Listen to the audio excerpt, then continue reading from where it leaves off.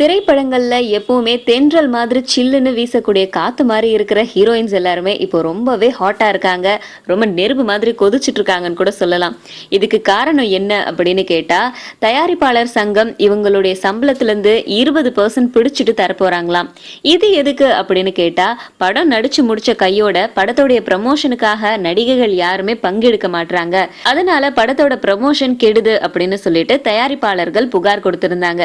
இதனாலதான் நடிகைகளுடைய சம்பளத்துல 20% நாங்க பிடிச்சிட்டு தருவோம் அப்படின்னு தயாரிப்பாளர் சங்க தலைவர் KR சொல்லியிருந்தாரு. இதனால நடிகைகள் எல்லாருமே ரொம்ப கோபம் அடைஞ்சு, எங்களுக்கு மட்டும்தான் இந்த சட்டமா, எங்களுக்கு நிறைய வேலைகள் இருக்கு, அடுத்த படத்துக்கு நாங்க கால் ஷீட் கொடுக்க வேண்டிய நேரத்துல உங்க படத்துக்கு எங்களால ப்ரமோஷனுக்கெல்லாம் வர முடியாது, விளம்பரத்துக்கும் வர முடியாது, வேணும்னா அதுக்கு தனியா காசு தாங்க, அது மட்டும் இல்லாம நாங்க வந்து போற செலவு, தங்குற செலவு எல்லாத்தையுமே தயாரிப்பாளர் தான் ஏற்கணும், இதுக்கெல்லாம் ஓகே அப்படின்னா நாங்க வரோம், அப்படி இல்லைனாக்கா எங்களுடைய சம்பளத்தை 20 மடங்கு உயர்த்த வேண்டி இருக்கோம் அப்படின்னு எல்லாம் சொல்றாங்க. இதை மட்டும் சொல்லாத நடிகைகள் இன்னமும் ஒரு விஷயத்த சொல்லியிருக்காங்க. எங்களுக்கு மட்டும்தான் இந்த மாதிரி சட்டங்களா?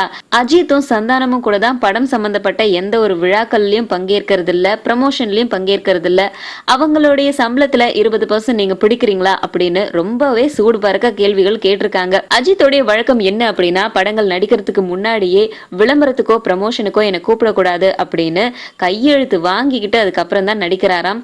சந்தானமும் அதே தான் பண்ணிட்டு இருக்காராம். சோ அந்த விஷயத்தையும் முன் வச்சிருக்காங்க நடிகைகள்.